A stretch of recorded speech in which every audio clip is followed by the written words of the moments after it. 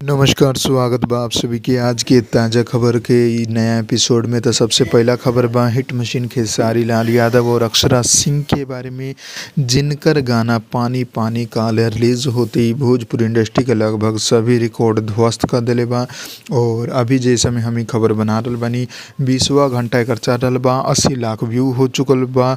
और बाकी आप लोग सामने स्क्रीन पर देख ही सकतानी। हम एकरा खातिर काल वोटिंग भी करौले रहनी है कि एक दिन में ई गाना कितना व्यू प्राप्त करी। तो आप लोग भी जाके वोटिंग जरूर करम हमारे चैनल में जाके कम्युनिटी में। दूसरा खबर बा पावर स्टार पवन सिंह के बारे में, जिनकर गाना तुमसा कोई प्यारा आज रिलीज होके जा रहा बा 10 बजे। Full video song Tips Bhojpuri YouTube channel पर पहले 2 टीजर आ चुकल बा। दोनों टीजर के आप लोग अच्छा खासा प्यार दिले बानी और अब फुल वीडियो आ रहा बा आज 10 बजे टिप्स भोजपुरी यूट्यूब चैनल पर। तो गाना के देखम खूब प्यार आशीर्वाद दे हम पवन सिंह और प्रियंका सिंह के आवाज़ में आप लोगन के फुल वीडियो सॉन्ग देखे के मिली आज 10 बजे। तीसरा खबर बा भोजपुरी गायकर राकेश मिश्रा जी के बारे में। जी हाँ, राकेश मिश्रा जी के एगो बहुत ही शानदार गाना रिलीज भइल बा, जौना गाना के नाम बा माजा लेला। जी हाँ, माजा लेला गाना के नाम बा, जो कि आप लोग जाके SRK म्यूजिक यूट्यूब चैनल पर फुल वीडियो सॉन्ग देख सकतानी। 4 मिनट 12 सेकंड के वीडियो सॉन्ग में राकेश मिश्रा और महिमा सिंह जी के जोड़ी आप लोगन के नजर आई। तो जाई जाके देखी और बताई आप लोगन के ई वीडियो गाना कैसा लागल।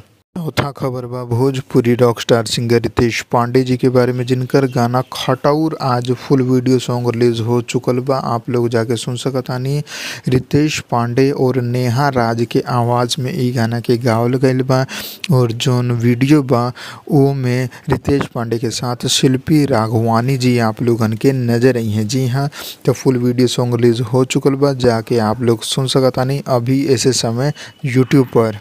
पांचवा खबर बा भोजपुरी हिट मशीन खेसारी लाल यादव और काजल राघवानी जी के फिल्म लिट्टी चोखा के बारे में, जौना के एगो नौका गाना रिलीज हो चुकल बा। जौना गाना के नाम बा राजा जी तोहरे भईनी। जी हाँ, 3 मिनट 26 सेकंड के ई गाना एंटरटेन रंगीला यूट्यूब चैनल पर आप लोग जाके सुन सकतानी। खेसारी लाल यादव और प्रियंका सिंह की आवाज़ में वीडियो में आप लोगन के नजर आई हैं। खेसारी लाल यादव जी के साथ काजल राघवानी जी। सुपरहिट फिल्म बा, इस समय उत्तर प्रदेश के सिनेमा घर में धमाल मचा रहल बा।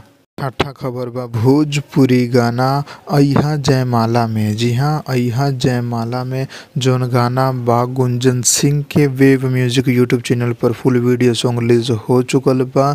गाना के गुंजन सिंह के साथ शिल्पी राज गौले बाड़ी और वीडियो आज सुबह ही कुछ मिनट पहले ही रिलीज भइल बा। आप लोग जाके देख सकतानी। फुल वीडियो सॉन्ग बा, लगन स्पेशल वीडियो सॉन्ग बा, तो जाई जाके देखिए और आनंद उठाइए करो।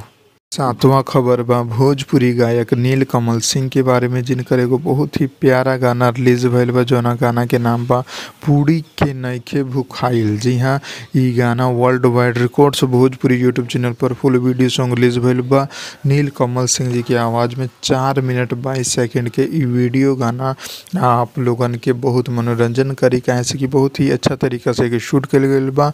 World wide records Bhojpuri YouTube channel पर जाके अभी सुन ली। आठवां खबर बा भोजपुरी गायक प्रमोद प्रेमी यादव जी के बारे में, जिनकर एगो बहुत ही शानदार गाना एंगल म्यूजिक यूट्यूब चैनल से भी रिलीज भइल बा। जौना गाना के नाम बा कमर में कष्ट होखता। जी हाँ, रोमांटिक गाना बा ई।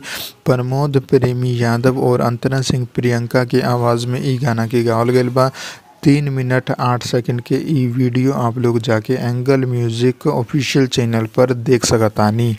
बाकी आज के खबर सब इतने पर समाप्त होता। अगर आप लोगन के खबर पसंद आयल बा तो लाइक करी, शेयर करी और चैनल के सब्सक्राइब कर ली। हम मिलम आप लोगन के एगो नया वीडियो में नया खबर के साथ। तब तक खातिर जय हिंद, जय भोजपुरी, प्रणाम।